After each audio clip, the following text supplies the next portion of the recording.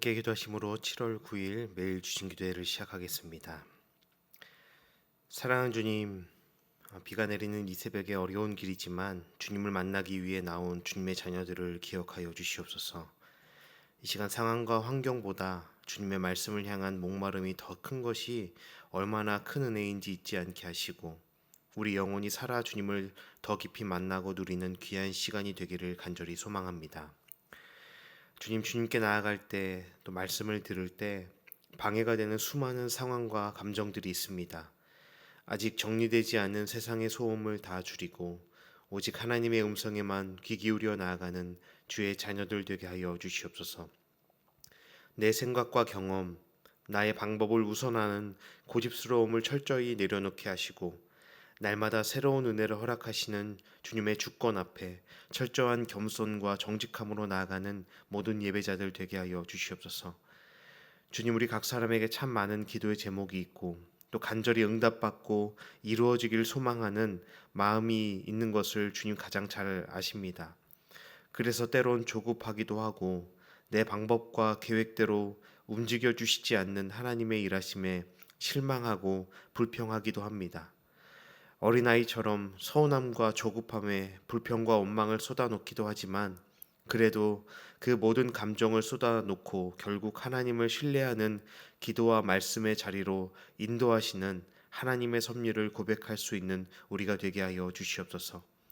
문제와 어려움이 우리를 고통 가운데 밀어넣으심이 아니라 인간의 생각과 상상으로 도저히 도달할 수 없는 하나님의 크신 계획과 섭리가 있음을 철저히 믿게 하시고 믿음으로 주님 안에 있는 평안을 소유하고 누리는 당신의 자녀들로 살아가게 하여 주시옵소서.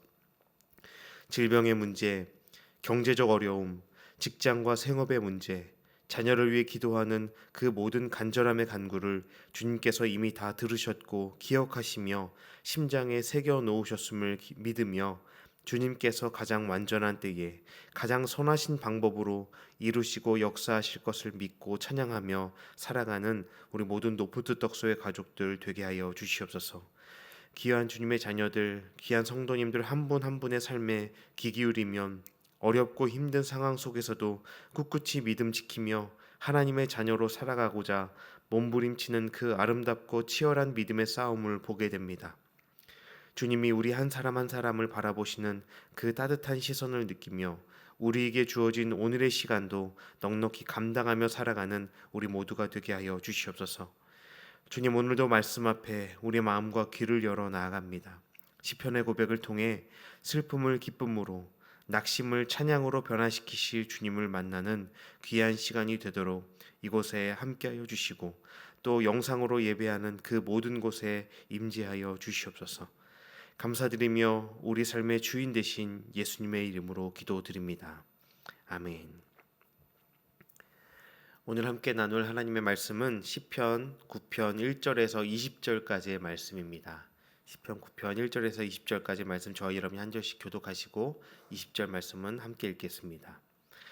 내가 전심으로 여호와께 감사하오며 주의 모든 기이한 일들을 전하리이다. 내가 주를 기뻐하고 즐거워하며 지존하신 주의 이름을 찬송하리니 내 원수들이 물러갈 때에 주 앞에서 넘어져 망함이니이다. 주께서 나의 의와 송사를 변호하셨으며 보좌에 앉으사 의롭게 심판하셨나이다. 이방 나라들을 책망하시고 악인을 멸하시며 그들의 이름을 영원히 지우셨나이다. 원수가 끊어져 영원히 멸망하였사오니 주께서 무너뜨린 성읍들을 기억할 수 없나이다. 여호와께서 영원히 앉으시며 심판을 위하여 보좌를 준비하셨도다. 공의로 세계를 심판하시며 정직으로 만민에게 판결을 내리시도다. 여호와는 압제를 당하는 자의 요새이시요 환난 때의 요새이시로다. 여호와여, 주의 이름을 아는 자는 주를 의지하오리니 이는 주를 찾는 자들을 버리지 아니하심니이다. 너희는 시온에 계신 여호와를 찬송하며 그의 행사를 백성 중에 선포할지어다. 피 흘림을 신문하는 이가 그들을 기억하시며 가난한 자의 부르짖음을 잊지 아니하시도다. 여호와여, 내게 은혜를 베푸소서. 나를 사망의 문에서 일으키시는 주여, 나를 미워하는 자에게서 받는 나의 고통을 보소서. 그리하시면 내가 주의 찬송을 다 전할 것이요 딸 시온의 문에서 주의 구원을 기뻐하리이다. 이방 나라들은 자기가 판 웅덩이에 빠짐이여 자기가 숨긴 그물에 자기 발이 걸렸도다. 여호와께서 자기를 알게 하사 심판을 행하셨음이여 악인은 자기가 손으로 행한 일에 스스로 얽혔도다. 악인들이 수월로 돌아가며 하나님을 잊어버린 모든 이방 나라들이 그리하리로다. 궁핍한 자가 항상 잊어버림을 당하지 아니하며 가난한 자들이 영원히 실망하지 아니하리로다. 여호와여 일어나사 인생으로 승리를 얻지 못하게 하시며 이방 나라들이 주 앞에서 심판을 받게 하소서. 여호와여 그들을 두렵게 하시며 이방 나라들이 자기는 인생일 뿐인 줄 알게 하소서. 아멘. 오늘도 귀한 자리에서 함께 예배하며 또 하나님 말씀 나눌 수 있음을 감사드립니다. 또 비가 많이 오는데 또 여기까지 오시는데 쉽지 않은 걸음이셨을 텐데 또 하나님께서 귀한 은혜로 우리 가운데 채워주시고 또 함께 하실 것을 믿습니다. 여러분 우리가 성경을 읽다 보면 때로는 그 성경 말씀들이나 그 책의 구조가 굉장히 치밀하게 마치 정교한 건축물을 보는 것 같은 그런 본문들을 만나게 됩니다.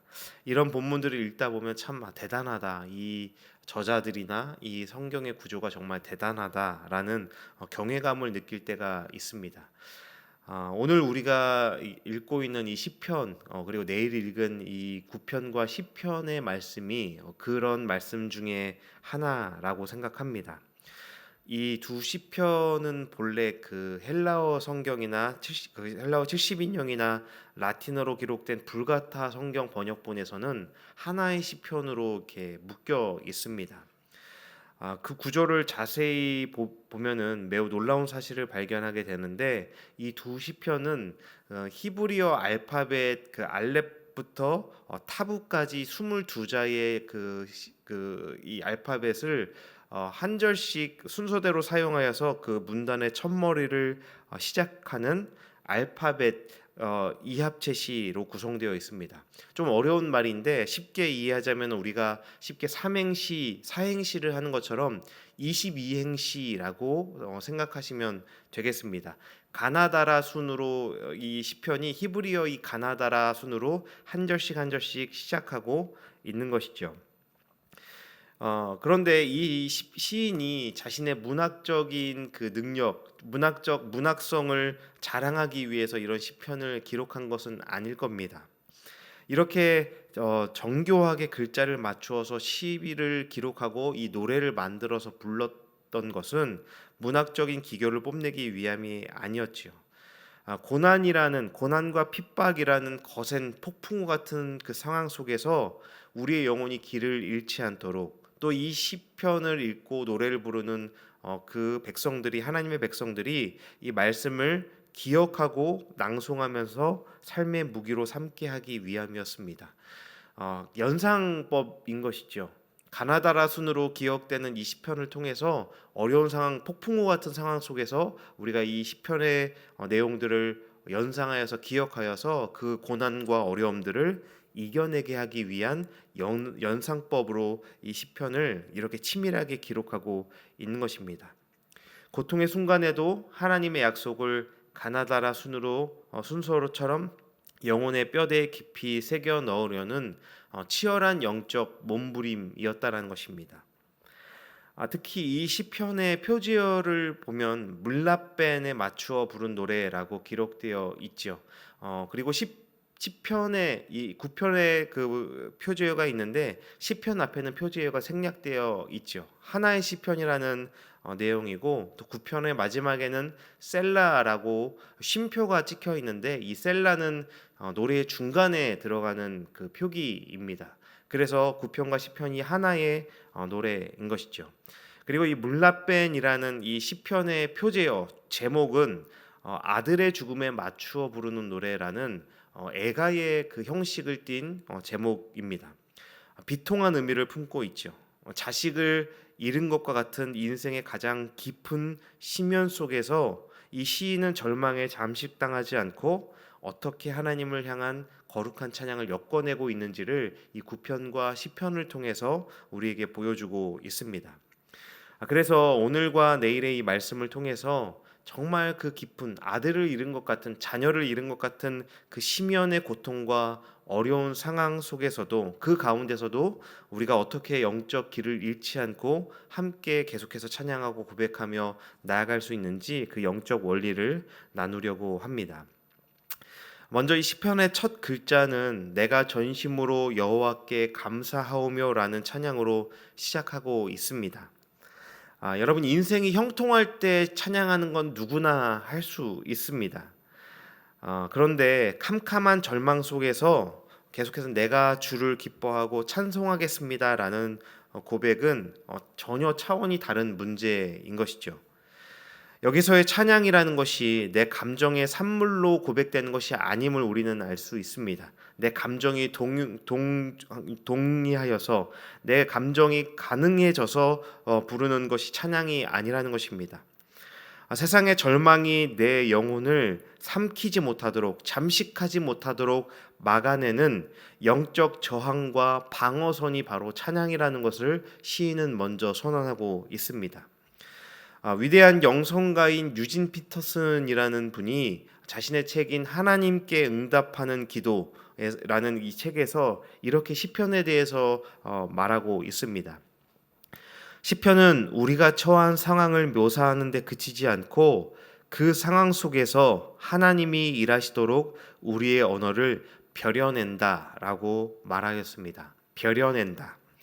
여러분, 벼린다라는 이 표현이 조금 익숙치 않은데 쇠를 불에 달구고 망치로 두드려서 칼을 만드는 과정, 이런 도구들을 만드는 과정을 벼려낸다라는 말로 표현하지요. 우리가 고난을 당하면 무작정 울거나 불평을 쏟아낼 때가 있습니다. 이런 불평과 이런 눈물은 벼려지지 않은, 아직 의미를 찾지 못한 무딘 고통일 뿐인 것입니다.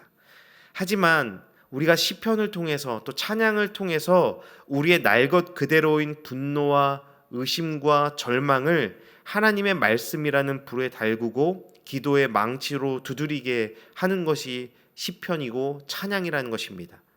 무질서하고 무기력했던 우리의 탄식이 시편이라는 형식을 통과하면서 하나님을 향해 정조준된 날카로운 기도의 화살로 바뀔 수 있다는 것이죠. 울부짖음이 우리의 기도가 되고 우리의 한숨이 우리의 고백이 되는 것입니다. 그리고 우리의 감정이 우리의 성품으로 벼려지는 과정이 바로 이 시편을 통해 일어나는 것이고, 우리가 우리의 의지로, 우리의 고백으로 드려지는 이 찬양을 통해서 이러한 과정들이 일어나게 된다는 것입니다. 우리가 자주 부르고 사랑하는 찬송가의 고백 중에 내 두려움이 변하여 내 기도가 되었고 전날의 한숨 변하여 나의 노래가 되었다라는 이 고백처럼 우리가 시편을 통해서, 찬양을 통해서 우리 안에 그러한 변화와 그런 고백이 일어나게 되는 것입니다. 이렇게 정금처럼 단련된 시인의 영혼은 캄캄한 현실을 넘어 영원한 하늘 보좌를 응시하기 시작합니다. 나의 상황에 갇혀 있었던 나의 슬픔에 잠식당하지 않고 이제 눈을 들어서 하늘 보좌를 바라보기 시작하는 것이죠. 4절 말씀 함께 읽어보겠습니다. 주께서 나의 의와 송사를 변호하셨으며 보좌에 앉으사 의롭게 심판하셨나이다. 여러분, 세상의 법정은 권력자의 편에 서서 약자의 목소리를 지워버리려 하지요.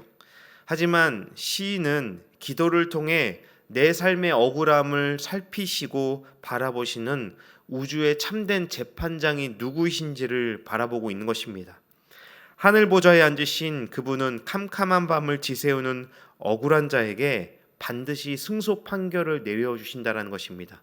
억눌리고 갇히고 약한 자들의 손을 들어주시고 그들이 기억 속에 잊혀지지 않도록 그들의 삶을 바라보시는 우주의 참된 재판장이 있음을 시인은 고백하고 있습니다. 이처럼 내 삶의 재판장이 하나님이심을 깨달을 때 우리의 시선은 내 고통의 크기에서 세상을 통치하시는 하나님의 크기로 우리의 시선이 확장되는 것입니다. 그리고 이 흔들리지 않는 보좌를 향한 시선은 자연스럽게 세상의 폭력과 망각 속에서도 연약한 자를 결코 잊지 않으시는 하나님의 공의에 대한 깊은 신뢰로 우리를 인도하는 것입니다. 시인의 시선은 이제 이스라엘을 위협하는 이방 나라들을 향하고 있습니다. 5절과 6절 말씀도 함께 읽어보겠습니다. 이방 나라들을 책망하시고 악인을 멸하시며 그들의 이름을 영원히 지우셨나이다. 원수가 끊어져 영원히 멸망하였사오니 주께서 무너뜨린 성읍들을 기억할 수 없나이다. 시인은 영원할 것 같던 세상의 권세자들이 어떻게 무너져 내리는지 선포하고 있습니다. 그들은 자기가 판 웅덩이에 빠지고 있고 스스로 친 그물에 걸려 자멸하고 있는 것이죠. 악한 행동 그 자체가 자신들에게 심판의 올가미가 되어 그들의 화려한 이름은 세상에서 철저히 지워질 것을 믿음으로 선포하고 있습니다. 반면에 이 불의한 세상에서 짓밟힌 가난하고 압제당하는 자들의 현실은 어떠합니까? 세상은 화려한 성공만 기억할 뿐이지만 정직하게 살려다 남몰래 눈물 흘리는 이들의 고통은 너무나 쉽게 지워버리는 것이 세상이지요.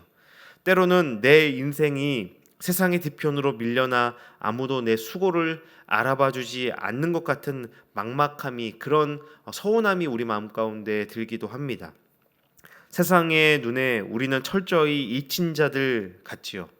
그런데 시인은 말하는 것이 12절 말씀입니다. 우리의 심장을 때리는 위대한 반전을 선언하고 있는데 우리 12절 말씀도 함께 읽어보겠습니다. 피 흘림을 신문하시는 이가 그들을 기억하시며 가난한 자의 부르짖음을 잊지 아니하시도다. 아멘. 세상은 연약한 자를 잊고 약한 자들을 지워버리지만 하나님은 절대로 잊지 않으신다라는 겁니다. 히브리어로 이 기억하다라는 자카르라는 단어는 단순히 뇌의 정보를 저장한다라는 의미가 아닙니다. 기억한다, 하나님이 우리를 기억하신다라는 것은 마음에 깊이 새기고 내가 반드시 행동으로 옮기겠다라는 의지적인 결단의 표현인 것입니다. 하나님께서 우리의 삶을 기억하시겠다. 하나님께서 약한 자들의 삶 정직하게 살려다가 손해보고 정직하게 하나님의 말씀을 따라 살려다가 세상의 손가락질을 받는 이들을 기억하신다라는 것은 우리의 고통이 하나님의 심장 가운데 기록되어 있다, 철저하게 새겨져 있다라는 뜻인 것입니다. 여러분, 마치 어머니가 자녀들의 작은 상처 하나하나까지 다 기억하고 왜 이 상처와 이 흉터가 생겼는지 다 알고 있는 것처럼 하나님은 우리가 억울하게 당한 폭력들, 아무도 알아주지 않는 밤새며 흘리는 눈물을 당신의 거룩한 기억의 저장소에 고스란히 담아두고 계시다라는 것입니다. 우리가 눈물로 흘리는 그 기도의 그 눈물의 땀방울, 기도의 눈물을 그 모두 다 땅에 떨어뜨리지 않고 당신의 손에 당신의 병에 담아두고 계시다라는 겁니다. 이 거룩한 기억이야말로 우리가 세상의 파도 속에서도 침몰하지 않게 하는 가장 견고한 요새라는 것이죠. 이제 시인은 구체적인 구원을 간청하고 있습니다. 13절과 14절입니다. 여호와여, 내게 은혜를 베푸소서. 나를 사망의 문에서 일으키시는 주여, 나를 미워하는 자에게서 받는 나의 고통을 보소서. 그리하시면 내가 주의 찬송을 다 전할 것이요 딸 시온의 문에서 주의 구원을 기뻐하리이다. 우리는 고난을 당할 때 흔히 고통에서 제발 벗어나게만 해주십시오라고 기도합니다. 그런데 다윗의 시선은 더 높은 곳을 향하고 있는 것이죠. 다윗은 자신이 캄캄한 사망의 문에서 구출되어야 하는 궁극적인 이유가 그저 자기가 살아남기 위해서, 자기가 그저 생존하기 위해서가 아니라 내가 시온의 문에서 하나님의 구원을 기뻐하고 찬송하기 위함이라고 고백하고 있습니다. 구원의 종착지가 생존이 아니라 하나님을 향한 찬양과 영광을 올려드리기 위해 주님 나를 구원해 주소서라고 더 높은 차원의 구원을 간구하고 있는 것입니다. 이 거룩한 시온의 문에 서서 영원하신 하나님을 바라볼 때 비로소 세상과 원수를 향한 시각이 완전히 뒤집어집니다. 다윗은 19절과 20절에서 이 통쾌한 영적 반전을 선포하고 있는데 이 시편의 핵심 구절인 이 19절 20절 말씀도 함께 읽어보면 좋겠습니다. 여호와여 일어나사 인생으로 승리를 얻지 못하게 하시며 이방 나라들이 주 앞에서 심판을 받게 하소서. 여호와여 그들을 두렵게 하시며 이방 나라들이 자기는 인생일 뿐인 줄 알게 하소서. 아멘. 우리를 그렇게 억누르고 나의 자녀를 죽이는 것 같은 이 세상의 권력들, 내 삶을 무너뜨릴 것 같은 거대한 문제들은 마치 절대 이길 수 없는 골리앗처럼 보일지 모릅니다. 그런데 시인은 그들이 단지 인생일 뿐임을 알게 해달라고 부르짖고 노래하고 있죠. 여기서 사용된 이 인생이라는 히브리어 원어는 에노시라는 단어인데 깨어지기 쉽고 흙으로 돌아갈 수밖에 없는 먼지 같은 존재라는 뜻입니다. 그런 세상의 문제들, 그런 세상의 거대한 그런 대적 세력들이 흩어지고 부서질 수밖에 없는 먼지와 같은 존재라는 뜻입니다. 이것이 오늘 말씀의 클라이맥스인 것입니다. 우리를 두렵게 하는 세상의 거대한 장벽들이 영원하신 하나님 앞에서는 한낱 먼지에 같다, 먼지에 불과하다라는 영적 실체를 보라는 것입니다. 시인은 단순히 원수가 망하게 해주시고 우리의 문제가 사라지는 것, 우리의 문제가 해결되는 것을 비는 것이 아닙니다. 영원 무한하신 하나님 앞에서 스스로 대단한 줄 아는 저 세상의 힘이 얼마나 더덥고 풍비박산 날 것 같은 먼지 같은 것인지 뼈저리게 경험하게 해달라는 가장 묵직하고 장엄한 선언인 것입니다. 우리를 그렇게 힘들게 하고 아프게 하는 문제들이 그저 주님 앞에 설 때, 주님 앞에 그 문제들이 있을 때 탄난 먼지와 같은 것이다라는 것을 알게 해달라는 것이죠. 사랑하는 여러분, 우리가 마주한 현실은 여전히 차갑고 거대해 보입니다. 세상은 참으로 무정하게도 우리의 헌신과 아픔과 수고를 너무 쉽게 망각해 버리려 합니다. 그러나 오늘 이 새벽에 절망을 기도의 용광로에 넣어 예리한 찬양의 무기로 벼려내시는 우리가 되기를 바랍니다. 내 입술에서 영적 저항의 기도가 터져 나올 때 우리의 삶을 뒤집는 세 가지 실체를 보게 될 것인데, 우리가 이런 시편과 찬양을 통해서 발견하게 되는 것, 첫 번째는 억울한 자를 변호하시는 영원한 영원한 하늘의 보좌를 보게 될 것입니다. 두 번째는 세상이 나를 지워도 나의 신음을 당신의 심장에 새기시는 하나님의 거룩한 기억을 확인하게 될 것입니다. 세 번째는 나를 무너뜨릴 것 같던 세상의 거대한 장벽들이 실상은 영원하신 하나님 앞에서 입김 한 번에 흩어질 먼지와 같은 것임을, 먼지에 불과한 것임을 깨닫게 될 것입니다. 그러므로 여러분, 세상의 망각을, 우리의 흔적과 수고를 지워버리는 세상의 망각을 두려워하지 마십시오. 하나님이 우리를 기억하시고 하나님이 우리를 바라보시고 하나님이 우리의 재판장 되시면 그것으로 충분한 것입니다. 내 삶이 폐허가 된 것 같을지라도 그 폐허 위에 우뚝 세우신 주님의 영원한 보좌를 신뢰하며 주님을 바라보시기를 바랍니다. 그래서 오늘 하루도 우리의 삶을, 우리의 수고를, 우리의 눈물의 기도를 결코 잊지 않으시는 그 견고한 요새 안으로 깊이 숨어드는 우리가 되기를 바랍니다. 그리하여서 사망의 문을 지나 마침내 기쁨과 생명이 넘치는 시온의 문에서 참된 구원의 노래를 부르는 최후의 승리를 맛보게 하실 주님을 신뢰하며 오늘 우리에게 주어진 그 모든 삶의 문제들, 삶의 과정들을 넉넉히 감당하며 승리할 수 있는 저와 여러분이 되기를 주님의 이름으로 축원합니다. 함께 기도하시겠습니다. 사랑과 자비가 풍성하신 하나님 아버지, 캄캄한 현실 앞에서 홀로 신음하며 어찌하여를 외치던 우리의 탄식을 기도로 바꾸어 주심을 감사드립니다. 세상은 우리의 수고를 잊고 때로는 악인들의 횡포에 우리의 존재가 지워지는 것 같은 절망을 맛보기도 합니다. 그러나 오늘 말씀을 통해 우리를 당신의 심장에 새기시고 결코 잊지 않으시는 주님의 거룩한 기억이 있음을 확인하게 하심을 감사드립니다. 그 거룩한 기억이 오늘 우리 영혼의 가장 견고한 요새가 되게 하여 주시옵소서.